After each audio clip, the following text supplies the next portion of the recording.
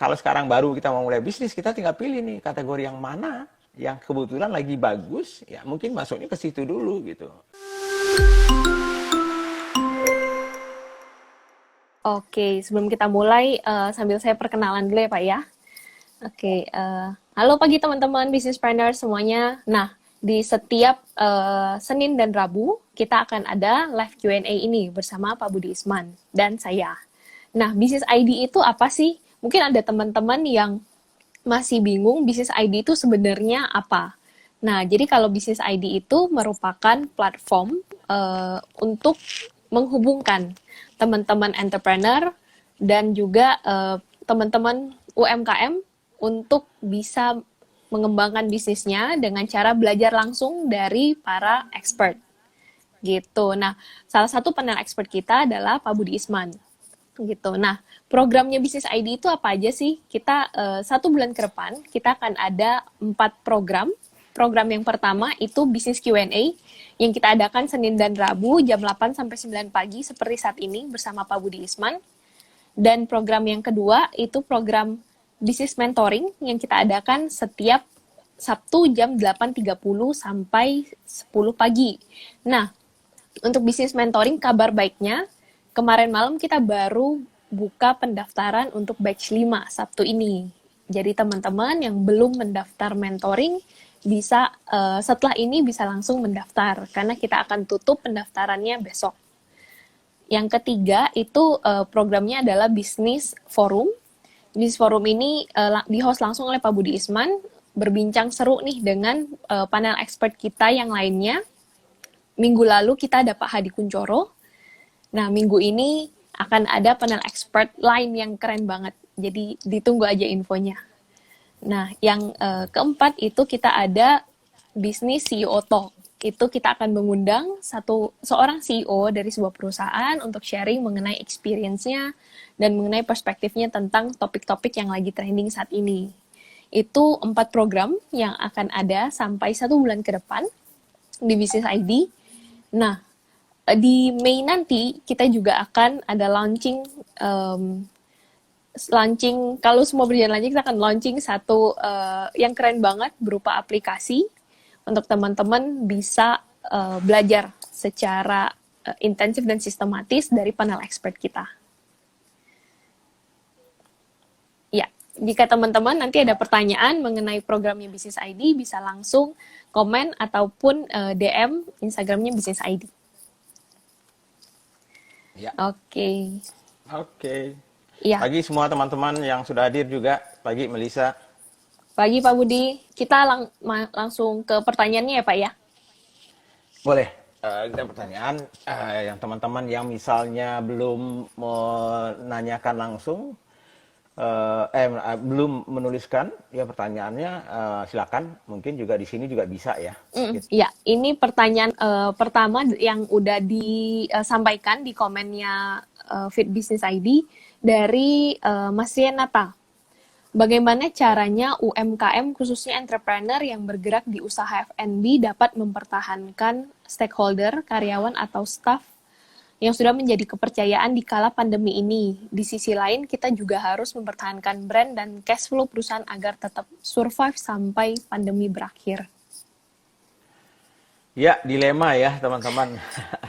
Bukan hanya di bisnis F&B sih sebetulnya, itu dilema untuk semua teman-teman sebetulnya. Yang mungkin terpaksa misalnya harus mencari jalan untuk mengurangi biaya misalnya ya. Sehingga mungkin salah satu biaya yang biasanya yang paling besar di dalam struktur biaya yang tetap itu adalah orang. Jadi biaya personal ya, biaya orang, sehingga pasti salah satu yang akan dipertimbangkan adalah bagaimana dengan orang-orang yang sudah bergabung dengan bisnis saya misalnya ya. Nah sekarang karena bisnisnya lesu atau malah bisnisnya turun, mungkin dia nggak memerlukan sebanyak itu orangnya. Jadi dilemanya adalah bagaimana caranya saya mempertahankan orang-orang, terutama yang bagus-bagus nih ya. Nah, makanya salah satu mungkin saran saya yang mungkin juga waktu itu pernah mungkin disampaikan oleh Pak Dodi Nurzani ya, Hmm. sebagai salah satu panel expertnya Business ID. Mungkin yang pertama adalah pasti kita harus mencari jalan Hmm. agar fixed cost kita itu berkurang. Nah, kalau memang salah satu alternatifnya ya mungkin pahit gitu ya, harus kita lakukan adalah mengurangi jumlah orang, Hmm. maka paling bagus adalah tentunya mencari ya metode ya untuk bisa memilih orang-orang yang mana yang akan tinggal ya dan mana yang akan pergi ya, Hmm. sehingga kita secara rasional memilih orang-orang yang betul-betul minimal yang terbaik lah yang tinggal kan gitu ya. Nah, sehingga caranya bagaimana? Eh, Suaranya belum dapat ya? Melisa dengar suara saya nggak? Dengar, Pak? Dengar ya? Yes. Kok Eti katanya suaranya belum dapat gitu. Teman-teman lain dengar Teman-teman nggak yang suara lain, saya ya? kalau kedengaran Bisa kasih kasih jempol ya. jempolnya ya? Suara saya ya? Bisa dengar gitu? Jelas. Oke, jelas ya. Oke. Eti mungkin yang masalah itu telinganya. Oke. Jadi caranya bagaimana gitu ya. Jadi kalau orang-orang yang misalnya katakanlah kita punya 20 orang ya Hmm. karyawan. Nah, tadi kan pertanyaannya bagaimana saya bisa tadi mempertahankannya ya, Hmm. Betul. mempertahankannya. Mempertahankan. Ya kalau ingin mempertahankan ya tentunya kalau ingin mempertahankan semua tentunya nggak mungkin ya kalau memang kita harus mengurangi ya buat apa? Hmm. Karena kita harus survive kan gitu ya. Hmm. Tapi kalau kita misalnya ada 20 orang yang harus kita pilih, ya tentunya kita harus memilih dengan cara yang rasional. Nah, Hmm. biasanya kita kelompokkanlah orang-orang itu misalnya ke kelompok-kelompok yang kalau kata Pak Dodi Nurzani kemarin itu adalah kalau dia mengelompokkannya itu adalah orang yang tinggal ya. Hmm. Jadi misalnya saya 20 orang ya. Hmm. eh eh, Lalu orang yang misalnya harus pergi, jadi ada dua Hmm. nih. Orang yang tinggal, jadi orang-orang yang tinggal itu, kemudian orang yang pergi, kemudian mungkin ada orang yang di tengah-tengah. Yang mungkin suatu saat kita butuhkan, ya, tapi kita nggak sanggup melakukan, mungkin mempertahankan dia sekarang ini. Mungkin itu yang Hmm. namanya, kalau Pak Dodi Nuzani bilang waktu itu di-freeze sama Di dia. freeze. Jadi ada yang dilepas, ada yang di-freeze, kemudian ada yang tinggal gitu ya. Nah, cuman bagaimana memilih yang tinggal ini kan gitu. Kriterianya apa? Nah, kalau saya sih dua yang utama kriteria yang bisa kita lakukan. Satu adalah kriterianya apa? Orang yang memang pekerjaannya selama ini gitu ya adalah key ya. Hmm. Key itu adalah pekerjaan-pekerjaan inti yang nantinya tuh sulit mungkin eh, tergantikan ya, kerjaan yang dibutuhkan gitu ya. Pagi Mas Pung juga dari sindonews.com luar biasa. Oke. Jadi itu salah satunya ya. Jadi key job ya, job-job atau pekerjaan-pekerjaan yang inti ya dan Hmm. orang-orangnya yang memang bagus ya performanya. Kemudian yang punya potensial untuk bisa dikembangkan ke depan. Itu pilihan saya. Kalau saya ya. Jadi performanya bagus, ya, karakternya juga bagus, dan mempunyai potensial untuk berkembang ke depan. Itu yang utama yang akan saya pertahankan. Tentunya orang yang juga memegang posisi-posisi kunci yang memang kita butuhkan sekarang ini. Hmm. Nah, sisanya yang tidak bagus, ya, yang tidak bagus itu bagi saya adalah orang performanya memang mungkin tidak bagus, ya, atau jelek, gitu ya. Kemudian mungkin potensinya juga nggak seberapa, gitu ya. Nah, maka itu mungkin orang yang pertama harus dilepas. Ya, suka nggak suka, Hmm. ya kita harus memilih kan ya, yang baik. Nah, mungkin yang kata Pak Dodi Nuzani waktu itu adalah yang di freeze bagi dia, mungkin itu adalah orang yang diantaranya gitu. Di Hmm. antara itu adalah mungkin dia performanya bagus, ya, potensinya mungkin nggak tinggi banget, ya. Cuman pekerjaannya kebetulan memang sekarang ini bukan pekerjaan yang kunci ya, Hmm. Yang yang nice to have gitu ya, yang Pak. yang nice to have dulu gitu, sehingga ya mungkin harus di freeze aja dulu. Mudah-mudahan nanti pada saat kembali baru bisa mungkin kita panggil kembali. Nah, tentunya mempertahankan orang-orang dalam situasi begini ya tentunya itu pilihannya gitu. Ya, itu caranya memilihnya, itu menurut saya gitu ya.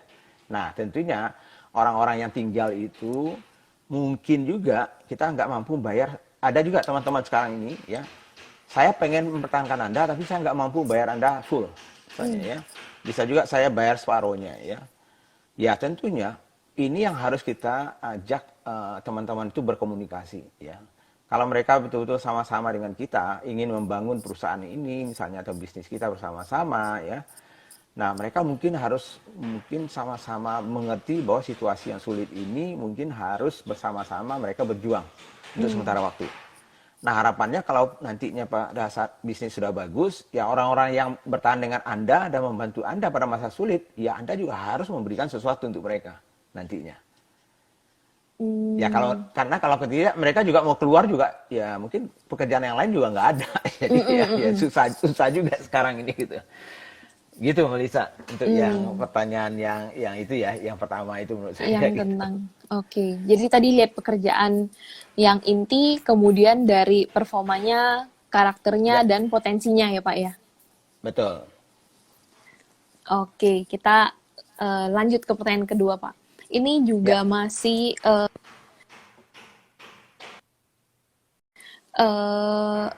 pandemi ini, jadi ada yang bergerak di WO, jadi oke. yang Wedding tetap organizer mau ya jalan, maksudnya ya. betul, wedding organizer, Oke. yang tetap mau jalan perkawinan masih ada, tetapi banyak yang mundur ke akhir tahun dan tahun depan. Ya, Pertimbangan ya. apa yang perlu saya lakukan, sedangkan gaji tetap berjalan? Kalau misalnya konsumennya yang mundur dan tidak mau melakukan sekarang, ya tentunya nggak bisa kita melakukan apa-apa ya. Eh, Wedding organizer mungkin salah satu mungkin pekerjaan yang istilahnya saya itu terkena dampak cukup severe ya. Severe itu cukup parah gitu ya. Karena bisnis yang melakukan kumpul-kumpul banyak orang itu disaster sekarang ini. Misalnya musik, misalnya entertainment di luar ya, yang kumpul-kumpul dengan orang itu disaster sekarang ini ya. Nah, apa yang mungkin dilakukan ya, kembali ya mungkin dari pembicaraan kita yang kemarin waktu di hari Senin juga ya, kemudian di beberapa live Instagram saya juga ya. Memang kita harus mempersiapkan mungkin fase bisnis kita ya, di mana kita pertama harus fokusnya di survival, itu step pertama ya. Kalau kita sudah survive mungkin 3 bulan ini, kita coba defend ya, pertahankan survival kita ya. Kemudian setelah itu mungkin setelah 6 bulan mungkin kita baru mulai mencoba recovery ya, mulai mencoba memulihkan bisnis kita. Kemudian setelah itu mungkin tahun depan baru kita mulai mencoba growing kembali ya. Nah, tapi masalahnya kan konsumen saya nggak ada gitu kan ya sekarang ini gitu ya. Nah, untuk survive-nya bagaimana? Pagi Mas Koro juga ya. Pagi Pak Baskoro. Jadi apa sih yang dilakukan? Ada 2 kemungkinan ya kalau saya melihatnya. Satu tadi itu kalau memang kategorinya setelah kita review adalah kategori yang terkena dampak negatifnya cukup jauh, cukup besar gitu ya. Maka ya either kita misalnya coba katakanlah tadi itu divergent ya, kemarin kita cerita ya. Memperlebar kategorinya kita. Jadi misalnya kita wedding organizer. Ya, bisnisnya kan organizer ya. Jasanya gitu ya. Kalau kita perlebar jasanya misalnya ya, toh larinya kan ke jasa yang kumpul-kumpul orang misalnya. Event misalnya.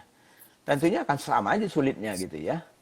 Oke, jadi mungkin nggak bisa kita perlebar kategorinya. Ya, mungkin kita convergent bisa nggak? Kita fokus di salah satu saja misalnya jasa. Jadi event organizer itu kan macam-macam. Ya, event organizer itu bisa saja misalnya dia juga menyediakan misalnya oleh-oleh untuk dibawa pulang ya. Dia bisa saja menyewakan mungkin peralatan-peralatannya. Jadi mungkin masih ada orang yang pengen misalnya melakukan sesuatu tapi bukan di gedung lagi, mungkin di rumahnya misalnya. masih mungkin melakukan. Itu mungkin dicari. Kalau nggak juga berarti kan pivot ya, pivot kata orang ya. Pivot itu berarti cari bisnis lain yang mungkin ya berbeda dengan core bisnis atau intinya bisnis kita sekarang. Nah, ya untuk survive gitu, untuk sementara waktu. Sehingga bisnis yang sekarang itu di mothball istilahnya. Mothball itu dikepompongkan ya. Ya kepompongkan ya. Nanti surikan dulu gitu ya. Kita pindah dulu sementara ya sambil kita menunggu nih. Itu juga bisa. Nah, tapi mungkin ya kalau kemarin itu banyak ide-ide yang kita keluarkan waktu kita diskusi di banyak tempat. Sekarang ini kan orang work from home, semuanya pakai remote ya. Kemarin saya ingat eventnya Metro TV atau apa yang undang saya kemarin itu ada award gitu ya. Jadi mereka juga nggak stop adanya acara itu. Cuma bedanya sekarang ini pakai remote yang seperti ini gitu. Entah itu pakai aplikasi apapun lah, apakah itu Zoom atau Google atau Cisco punya dan segala macam. Nah makanya kemarin itu kita kan bercanda-bercanda. Ya kenapa nggak misalnya adakan wedding ya, mungkin ketemu sama konsumennya, bilang sama konsumennya kenapa harus stop weddingnya gitu. KUA kan toh KUA misalnya bisa lewat online remote ya. Tapi misalnya kalaupun enggak mungkin di rumah masih bisa ya karena nggak perlu banyak-banyak orang ya, KUA-nya masih ada. Cuma dibuatkan live gitu. Bisa dibuatkan live di Facebook misalnya ya, lewat ini bisa buatkan live. Malah kita bisa ngundang orang misalnya ya, sampai kalau di Lebih Zoom banyak itu sampai lagi, Pak. 10.000. Iya, lebih banyak. Sampai 10.000 orang loh. Kita bisa undang orang gitu ya. Dan orang nggak takut akhirnya. Mungkin pengen melihatnya acara sakralnya misalnya pernikahan itu. Sehingga kita juga bisa kirimkan gift digital untuk mereka yang sudah hadir misalnya ya. Kalau mau juga misalnya ampaunya itu ya buat aja payment gate-nya misalnya lewat GoPay atau OVO atau apa misalnya. Sehingga orang kalau mau sumbangkan itu ke yayasan apa yang mungkin ngurus pandemi ini misalnya. Itu bisa aja. Ya, itu salah satunya ya. Jadi itu caranya sih kalau menurut saya gitu. Jadi kalau memang sudah nggak ada lagi dari divergensi dan convergennya itu pivot ya Pak ya? Iya, Untuk pivot. pokoknya harus survive dulu bisnisnya ya Pak? Harus survive dulu. Kalau nggak mati kita nih ya nggak ada bisnis gitu. Betul, betul. Nah, pertanyaan berikutnya ini tentang pekerjaan interior Pak. Ini after corona ini mungkin jenis pekerjaan yang bukan prioritas hidup akan turun. Contoh pekerjaan kontraktor interior. Ya. Bagaimana cara antisipasi atau solusinya ya Pak? Karena banyak kantor yang tutup, properti banyak yang turun. Ya. Jadi ya dia sekarang bisnisnya apa? Kontraktor interior. Oke. Jadi yang dia mau tanyakan apanya? Antisipasi setelah COVID ini selesai, kayaknya akan menurun nih pekerjaan untuk kontraktor interior. Oke. Jadi kembali sama ya dengan yang tadi mungkin foodnya. Jadi kita review dulu kategori bisnis kita ya. Pagi Yulianto, oke. Kategori kita ini terdampaknya itu negatif atau positif akibat dari situasi sekarang. Jadi katakanlah interior designer ya, dia interior designer ya. Kontraktor atau kontraktornya. Interior. Kontraktornya. Kontraktor interior, oke, kontraktornya. Katakanlah kontraktornya ya. Jadi terkena lah dampak misalnya sekarang ya, negatif gitu. Nah tentunya ya kembali saya katakan tadi itu, mungkin kalau yang dia lakukan dia bisa divergent ya kembali ya, atau convergent yang kita bicara kemarin, memfokuskan diri, divergent memperlebar ya, atau pivot gitu ya. Nah tapi ini kan harusnya dipikirkan juga ini jangka pendek atau jangka panjang, karena ada bisnis yang mungkin kenanya parah sekali, seperti misalnya travel. Ya, tourism ya, itu kan parah banget, mungkin hampir nol lah misalnya ya, yang bisnisnya gitu ya. Tapi itu mungkin jangka pendek nol dia, tapi jangka menengah mungkin dia masih ada, jangka panjang mungkin dia masih bagus begitu ya. Jadi Makanya kita juga jangan mematikan bisnis yang mungkin jangka panjang masih tetap bagus gitu. Nah, cuma persoalannya adalah ya, apakah model bisnisnya ya tourism itu sama dengan sebelum eh, pandemi ini atau tidak, ini yang harus kita review kembali. Kita lihat nih. Nah, ya begitu juga interior kontraktor. Saya yakin interior kontraktor pasti ada. Ya, orang akan tetap misalnya bangun rumah, orang masih tetap mungkin perlu. Tapi bisnis modelnya mungkin berubah. Ya, atau bisnis model yang lama masih tetap ada, tetapi mungkin bisnis model yang baru yang harus dibangun misalnya ya. Sehingga bisa saja daripada misalnya sekarang ini kita datang ke orang itu ya melihatnya, kenapa nggak bisa kita misalnya lewat jarak jauh kita bisa konsultasi ya, kemudian baru kontraktornya datang untuk melakukan pekerjaannya gitu ya, juga bisa ya, karena sekarang banyak sekali aplikasi yang bisa kita desain sendiri rumah kita, desain sendiri interior kita. Nah, tinggal mungkin bagaimana mengkombinasikan itu dengan kontraktornya, itu mungkin salah satu yang bisa dipikirkan ya. Siap Pak Budi. Nah, Ya. ini pertanyaan selanjutnya itu dari Mas Doni Kom, bagaimana menghadapi manajer atau direktur yang tidak bisa menerima masukan atau ide bawahannya, selalu menganggap bawahannya masih junior, nggak tahu apa-apa, sedangkan bawahan melihat kapal sedang butuh perbaikan segera atau akan tenggelam. Oke. Nah, direkturnya ya saya juga kalau kalau direkturnya kapalnya mau tenggelam, jadi kaptennya nih ya, kaptennya nggak mau mendengar pendapat orang lain gitu ya. Iya. Itu leader yang kurang bagus menurut saya ya. Karena pemimpin yang baik tentunya adalah pemimpin yang juga mau mendengarkan ya pendapat-pendapat dari timnya yang mungkin masuk akal gitu ya.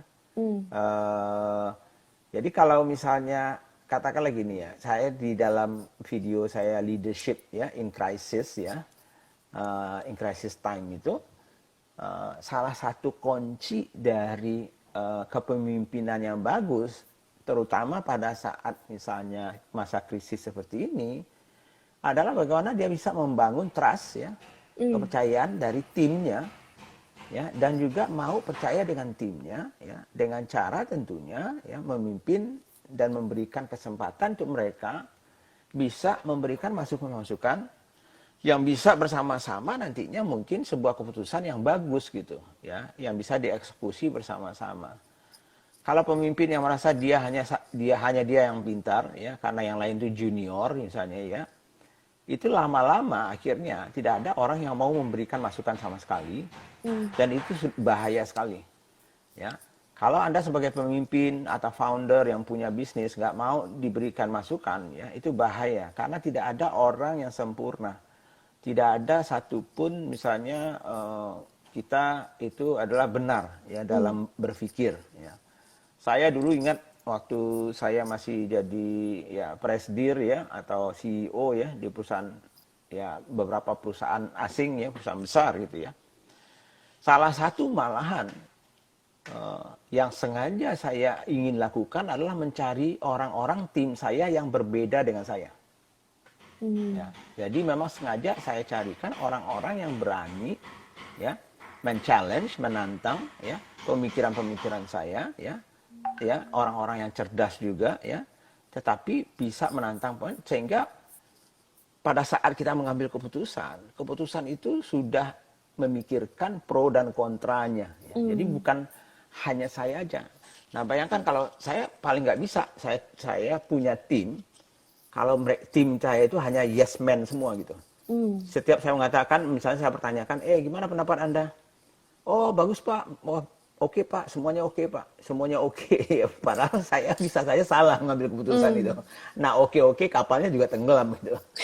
Jadi, menurut saya sih, ya kalau Anda pemilik perusahaan ya mungkin Anda harus pertimbangkan direktur Anda yang seperti itu gitu ya. Either mereka yang harus memperbaiki diri ya, yang mau juga mengayomi dan memberdayakan timnya, ya atau mungkin mereka yang harus diganti. Kalau menurut saya sih gitu. Asih ingat aja tuh cerita saya Tia, Asih Tia ya nggak usah dicerita ya betul. Itu contoh aja gitu. Itu. Oke, Pak. Nah, lanjut tadi ini kita pertanyaan ke teman-teman yang udah share di live ini. Ya, Dari Kandika, bagaimana ya. kita bisa meyakinkan partner untuk bisa terus bergerak di tengah pandemi ini, Pak? Dan juga ada satu pertanyaan lagi dari Kandika, awal mulai bisnis lebih baik join dengan partner atau mulai sendiri dulu nih Pak Budi? Yang pertama tadi apa? Bagaimana meyakinkan partner untuk terus menjalankan bisnisnya di bergerak terus bisnisnya di tengah pandemi ini? Bagaimana meyakinkan partnernya gitu ya? Mm-mm. Ya, kalau kalau bisnisnya sudah nyungsep ke bawah, masuk kubur ya susah juga meyakinkan ya. Cuman masalahnya ya kembali sama stepnya sama ya. Stepnya sama ya. Anda kalau mau meyakinkan partner, berarti Anda harus ikut menganalisa dong bersama-sama ya. Analisa bisnis Anda itu bagaimana kategorinya, apakah terkena dampak positif atau negatif. Kalau negatif, apa yang bisa dilakukan? Masih bisa diselamatkan atau tidak? Kan gitu ya. Itu baru bisa menyelesaikan partnernya. Nah, kemudian yang kedua pertanyaannya apa? Yang kedua, kalau mau mulai bisnis itu lebih baik sendiri atau sama partner, Pak? Itu pilihan. Ya, pilihan bagi saya. Hmm. Jadi ada orang yang preferensinya sendirian ya, ada yang suka berpartner. Kelebihan dan Hmm. kekurangannya ada ya. Sendirian berarti Anda jagonya. Anda sendirian, Anda rajanya, Anda yang bosnya sendiri gitu. Jadi nggak mikirin orang lain gitu ya. Karena salah satu kekurangannya adalah kalau Anda berpartner, tentunya Anda harus berbagi ya. Idenya mungkin nggak bisa Anda sendirian, mungkin dia partner Anda berikan masukan juga, tapi itu positifnya juga. Hmm. Jadi kalau saya sih misalnya, kalaupun Anda harus nyari partner, carilah partner yang bisa menutupi kekurangan Anda. Jadi kalau katakanlah misalnya saya lebih jago di marketing atau di sales ya penjualannya, tapi saya nggak jago di keuangan misalnya ya atau operasional yang detail gitu. Nah mungkin kalau mau cari partner, saya cari orang partner yang kuat di situ. Hmm. Atau mungkin saya punya ide, saya punya saya punya kemampuan untuk mengeksekusi ya, untuk menjalankan. Tapi saya nggak punya modal. Hmm. Nah mungkin yang dicarikan adalah partner yang mungkin punya modal, tapi nggak mau menjalankan gitu ya, karena dia mau pasif aja misalnya, itu juga bisa. Tapi paling bagus adalah partner menurut saya, jangan cari partner hanya punya uang aja. Hmm. Ya, kalau bisa cari partner yang kalaupun dia punya dana modal mungkin bersama-sama dengan Anda, tapi dia juga punya skills atau kompetensi atau apapun misalnya yang bisa memberikan tambahan kontribusi. Atau mungkin dia punya kenalan banyak. Mungkin dia punya network yang bagus-bagus misalnya ya. Yang bisa ditambah menjadi sebuah bisnis yang kuat gitu. Nah, Hmm. itu yang saya lihat gitu ya. Jadi kalau mau ada partner, saling melengkapi ya Pak ya? Iya, cari itu yang paling bagus itu. Hmm. Oke Pak, kita lanjut ke pertanyaan berikutnya. Andrea Gamo, Pak gimana nih Ya, peluang kursus online? Seberapa bagus peluangnya? Karena banyak yang gratis. online sekarang ini kalau dilihat dari kategorinya gitu ya, Hmm. eh, itu memang sedang sedang naik daun gitu ya. Dan future-nya masa depan itu salah satunya adalah remote working, Hmm. remote learning ya. Jadi apa ya? eh, Potensinya itu besar banget kalau kita tanya potensi. Nah mungkin yang dikhawatirkan Andrea tadi ya, Andrea ya. Ya. Itu mungkin banyak yang gratis sekarang. Loh, yang gratis itu kan bukan berarti itu harus menjadi saingan kita kan gitu ya. Hmm. Artinya bisa saja orang memberikan gratis ya supaya minimal orang itu mencoba memakai ya. Untuk memakai jasanya, memakai learning systemnya, sistem pembelajarannya ya. Sehingga suatu saat kalau dia merasa oh nyatanya bagus, baru di situ istilahnya itu dimonetize, diuangkan gitu ya. Coba lihat Facebook dari dulu ya, semuanya gratis ya. WhatsApp sampai sekarang gratis ya. Instagram sampai sekarang gratis ya.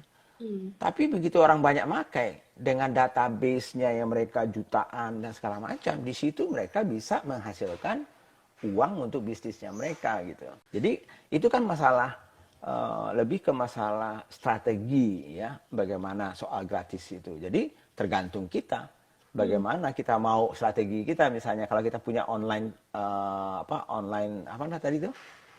Kursus Ya online. online course ya, Hmm. kursus online-nya. Jadi kalau kursus online Anda bagus ya, Anda mau berikan dulu gratis ya, kenapa tidak kan itu ya. Hmm. Kita harus mencari orang-orang yang memang nantinya bisa merasakan ya, belajar di sini kok enak ya, sehingga saya akan lama-lama kalaupun dulu bayar saya akan pergi ke sana. Oke. Lanjut ke pertanyaan berikutnya nih Pak dari Yulianto. Apa yang harus saya persiapkan ketika mau resign dan fokus bisnis Pak? Kapan Oke, waktu yang tepat untuk resign? kapan waktu yang tepat untuk resign? Kemarin sebetulnya. Jadi nggak ada waktu yang tepat. Itu kalau masih ada yang bertanya begitu, berarti Anda belum siap sebetulnya untuk jadi pengusaha. Gitu ya. Kalau kalau saya mau jadi pengusaha nggak usah ditanya kapan Pak saya mau jadi pengusaha. Enggak. Kapan saya harusnya resign? Enggak, kemarin harusnya gitu ya. Iya. Ya mungkin dalam kondisi sekarang ya mungkin ya saya nggak tahu ya kondisi sekarang pun ya jangan salah loh ya. Artinya kalau mungkin mungkin kalau kita mau cari bisnis ya mungkin tepatnya mungkin kita cari bisnis yang memang lagi in sekarang ini kan gitu ya. Nah, dibandingkan kita kebetulan sudah terjerumus dulu masuk bisnis yang terkena dampak negatif. Kalau sekarang baru kita mau mulai bisnis, kita tinggal pilih nih kategori yang mana yang kebetulan lagi bagus, ya mungkin masuknya ke situ dulu gitu. Bisa Hmm. aja gitu ya. Tapi kalau ditanya kapan dan persiapannya apa, nggak ada. Kesiapan mental aja. Ya, kesiapan mental ya, langsung terjun, ambil risiko itu gitu ya. Dan cari kategori mana dulu, pilih yang tepat ya. Kemudian cari problem-problem yang orang punya di bisnis kategori itu, berikan mereka solusi yang lebih baik dibandingkan solusi yang ada ya. Hmm. Mudah-mudahan itu starting point yang bagus. Itu menurut saya. Jadi Ya. kalau ditanya kapan ready itu harus Kemarin-kemarin itu udah telat itu kali. jadi lebih baik kalau mau ya cari kategori yang lagi berkembang. Iya, iya. Itu sekarang iya, ya. Jangan masuk misalnya jangan masuk ke tourism sekarang kan. Ikut menenggelam Ya gitu. Kak. Iya, karena kebetulan saya hobi travel, Pak. Saya buka bisnis travel sekarang nih. Ya, ya itu goblok banget kita kalau dalam kondisi sekarang gitu. Udah menarik, Pak. Nah, ini ada pertanyaan dari Adi Design. Bagaimana mencari support tim untuk kelas UKM yang sumbernya masih terbatas, sumber uang dan orangnya? Ya, banyak sekali pertanyaan yang seperti itu. Jadi pada saat saya cerita tim yang bagus segala macam, teman-teman UKM selalu bilang, wah Pak, kami ini nggak sanggup bayar orang-orang yang bagus. Kami itu mental yang menurut saya mental apa, mental ya, loser menurut saya gitu ya. Hmm. Eh, jadi mental user itu mental loser itu adalah ya Anda merasa pasti wah pasti nggak bisa nih karena saya punya kekurangan. Saya nggak punya uang, saya masih kecil, itu mental loser ya. Kalau Anda sebagai pemilik perusahaan itu yakin dengan bisnis Anda ya, Hmm. maka Anda sebetulnya bisa menjual mimpi. Kadang-kadang kita lihat aja startup ya. Eh, Lihat startup yang bisa menggait investor triliunan gitu ya. Hmm. Padahal yang dijual tuh kertas loh. Mimpi Oh, doang gitu. belum kejadian nih, Pak ya. Jadi nggak sama. Betul, malah dari nol gitu ya, nggak ada bisnisnya gitu. Jadi ini masalahnya adalah bagaimana kita sebagai pemilik perusahaan percaya kita ini mimpi kita itu menjadi bisnis kita yang besar. Hmm. Kadang-kadang orang itu kan mau bergabung dengan kita itu kan bukan soal uangnya aja. Karena mungkin dia bisa memberikan kontribusi lebih mungkin ya. Mungkin karena misalnya saya memang satu visi kayaknya dengan Anda gitu ya. Jadi bukan uang dulu, walaupun tentunya nanti kita harus juga berbagi pada saat kita sanggup nantinya kan gitu. Jadi Kenapa Hmm. misalnya startup-startup itu, misalnya ya, caranya berbaginya, misalnya kalau dia nggak mampu membayar orang yang bagus itu, dia kasih saham dong. Hmm. Yang namanya sweat capital, dia ganti nih, sweat capital namanya ya. Hmm. Saham peluh itu ya, peluh itu sweat ya, keringat gitu ya, keringat ya. Eh, karena ya mungkin nggak mampu. Atau misalnya bisa juga caranya adalah kita cari orang yang lebih bagus gitu ya. Kita berikan mereka misalnya variabel, kita bagi hasil dengan dia, gitu ya. Sehingga mungkin kita hanya bisa mampu membayar dia sedikit ya, fixed cost-nya kita gitu ya. Tapi sisanya kita kasih variabel ya. Sehingga orang itu juga mau. Tapi yang lebih penting adalah biasanya mencari tim yang bagus ya. Itu orang-orang yang betul-betul kita punya visinya sama ya. Punya kompetensi yang memang bagus untuk masa depan kita ya. Dan dia membeli visi kita itu bersama-sama. Itu yang harus dicari gitu. Hmm. Jadi ada visinya ya Pak, visi dan mimpinya yang juga bisa di-share ke timnya bahwa mereka Itu itu jualan pertama saya itu. hmm, Jualan pertama saya pasti itu. hmm, Karena yang lain-lain nggak ada. hmm, Karena kita belum punya apa-apa misalnya, atau kita belum sanggup membayar orang gaji misalnya ratusan juta sebulan, nggak bisa kan itu ya. hmm. Jadi mereka bisa ikut mimpi ini untuk mengembangkan ini jadi besar ya, suatu titik. Betul sekali, betul sekali. Dan itu saya buktikan gitu. Hmm, Jadi dan banyak teman-teman lain yang saya bantu untuk membuktikan itu. Gitu. Mereka dapat orang-orang yang bagus-bagus ya, yang profesional segala macam, tapi mereka memang satu visi, ya satu mimpi. Gitu. Oke. Sekarang kita jam 8.49. Kita masih punya waktu untuk, wah ini kita punya banyak pertanyaan nih Pak. Iya, Kita lihat dulu yang dari DV Johor. ya, Kenapa mungkin ini terkait nanti dengan SBM tuh Pak. Kenapa kategori ya, menjadi sangat penting Pak? Banyak pelaku usaha masuk di multi kategori. ya. Bagaimana Pak Budi? Ya, ini Dedi dari Padang nih pasti. Biasa tahu itu. Ya, makanya di Smart Business Map ya kita selalu bicara di awalnya itu adalah apa ya namanya ya, kategorinya, pilihan kategorinya. Kita Hmm. mau masuk kategori mana gitu ya. Kalau dari awal saja kita sudah mengatakan, oh pokoknya saya akan bisnis ya. Apa bisnisnya? Wah, pokoknya segala macam dah saya mau bisnis gitu. Nah, kalau udah bilang begitu, wah saya bilang ini udah gawat ini. Jadi artinya bagaimana caranya Anda mau di awal saja Anda sudah mau membangun bisnis yang macam-macam gitu, sekaligus gitu ya. Sedangkan satu aja belum tentu Anda bisa gitu. Apalagi sekaligus misalnya 2, 3, 4 kategori, apalagi kategorinya beda-beda lagi misalnya. Hmm. Saya mau buka kafe, kemudian saya mau buka salon rambut, Hmm. kemudian nanti saya mau buat rental mobil, saya mau ini. Wah, saya bilang bagaimana caranya kita mau bisa kompetensinya beda-beda, skillsnya beda-beda masing-masing kategori gitu ya. Dan masing-masing kategori kan ada yang tumbuhnya bagus, ada yang biasa-biasa saja. Kalau saya sih, saya pilih dulu awalnya satu kategori dulu, ya, untuk mulainya. Nanti kalau kita mau kembangkan kategorinya, atau kita mau persempit kategori bisnis yang ingin kita lakukan, ya boleh-boleh saja. Ada cara-caranya, ya. Tapi saran saya adalah untuk memulai fokus di satu dulu, gitu ya, sehingga kita menjadi ahli di bidang di situ. Nah, baru kita berpikir untuk masuk ke tempat lain, kalaupun kita masih ngotot juga mau. Ya, Hmm. karena banyak sekali teman-teman saya yang juga baru punya bisnis yang ya mungkin, wah Pak, saya sudah 5 miliar nih sebulan omset saya. Sudah punya duit nih. Malah masuk ke bisnis lain. Dan yang Hmm. paling sering saya lihat tuh masuknya ke properti setelah itu. Nomor Hmm. duanya. Karena mereka anggap properti itu nggak ada risiko. Padahal banyak sekali perusahaan properti yang juga bangkrut gitu. Jadi semuanya ada risiko ya. Dan malah banyak sekali teman-teman saya yang akhirnya berbisnis properti dalam kondisi seperti sekarang misalnya dia nggak liquid. Hmm. Mau jual cepat nggak bisa. Mau jual murah banget juga mungkin belum tentu ada yang beli. Cash flow sudah susah kita. Hmm. Ya. Nah, kalau nggak ada cash flow, walaupun kita punya aset, mati kita. bisnis kita bisa mati.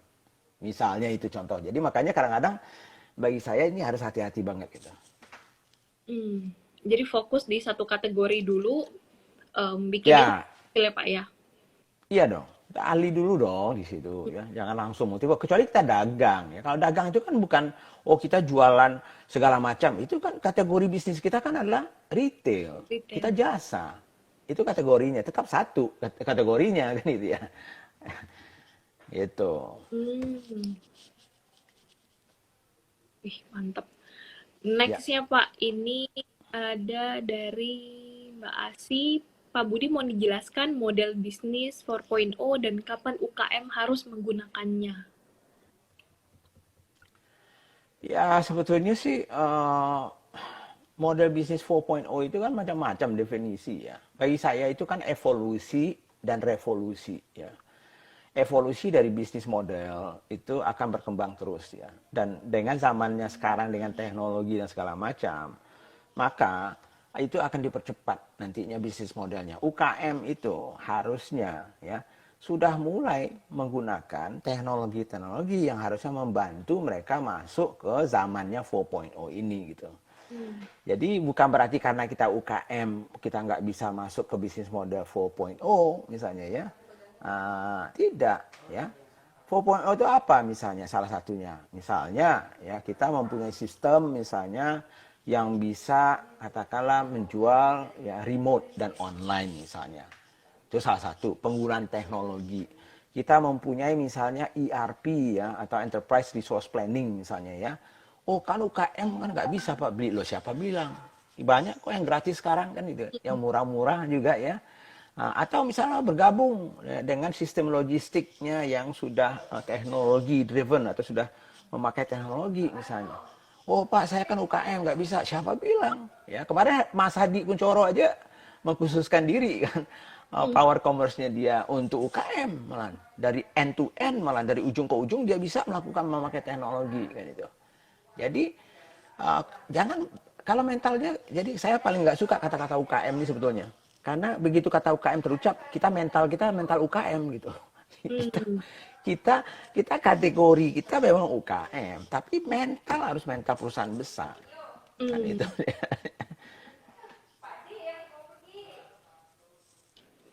Siap. Ya, ya Harus mental. SBM online insya Allah ya. SBM online sebentar lagi kita launching nantinya ya. Oke, ini ada dari Mbak Eti. Memberikan saham buat partner yang Bapak sebutkan tadi, berapa nilai pantasnya, Pak? Wah itu panjang ceritanya. Tapi intinya sebetulnya semuanya adalah dasarnya adalah seberapa banyak kontribusi yang kita dapatkan dari partner itu. Hmm. Nah, tentunya wajarnya berapa kontribusi itu? Apakah kontribusi itu berbentuk misalnya modal? Apakah kontribusi itu berbentuknya adalah skills-nya dia? Ya? Apakah kontribusi itu berbentuk network-nya dia? Ya? Dan segala macam. Nah, itu yang harus dihitung. Ada cara-caranya, tetapi ujung-ujungnya semuanya negosiasi. Gitu ya. Apapun Pak teori yang kita pakai untuk menghitungnya, ujung-ujungnya akhirnya adalah negosiasi. Gitu. Negosiasi dengan partner yang langsung nih, Pak ya. Ya dong, ya tentunya kita harus fair kan. Ya kalau Hmm. kontribusinya kita rasakan ya itu ya terserah kita. Kita menghargainya bagaimana kan gitu. Oke. Ini mungkin kita pertanyaan terakhir ya, Pak, karena udah di Ya, 86 ya, dari ya, Pagi Pak Budi tanya Pak, sekarang kan kita lagi hibernasi bisnis. Kira-kira ya, kapan kita mulai masuk lagi mengingat resiko bisnis yang besar sekarang ini sementara arus modal dan resources lain terbatas. ya. Ya sebetulnya sih ya tadi itu stepnya sih bagi saya. Hibernasi itu bagi saya ini survival mode. Ya kalau Anda masih survival mode ya tunggu aja. Tapi kan Anda harus lihat dong bisnis Anda ini kategori yang bagaimana. Terdampaknya hanya jangka pendek kah? Dan masih punya nggak peluang 6 bulan lagi. Nah kalau iya berarti kita harus survive dulu dong. Ya. Hibernasi dulu dong. Nyelunsup dulu ya. Tapi harus makan. Harus survive dulu. Nanti bisa tumbuh lagi. Makanya ada stepnya itu adalah bagi saya adalah survive dulu, kemudian kita defend survival kita, kemudian setelah itu baru recovery, baru kita grow gitu. Jadi apapun bisnisnya menurut saya gitu.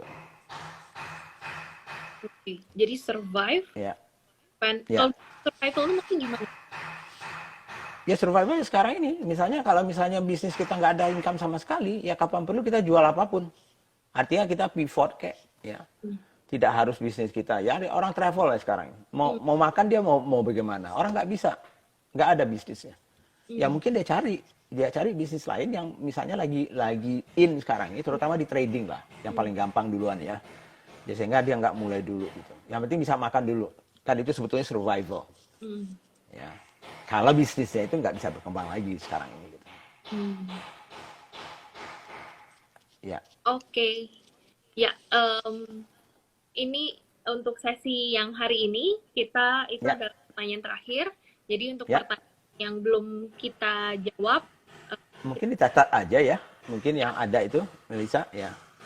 Bisa mm-mm, kita jawab mungkin di hari Senin depan ya ya di juga. Q&A. Oke. Wah, ini Ya. ada yang ngomong nih Pak, UKM diganti jadi UMB aja, usaha mau besar. Iya, boleh. Siap itu. UMB besar, Pak. Betul. Betul. Oke, jadi thank you Oke.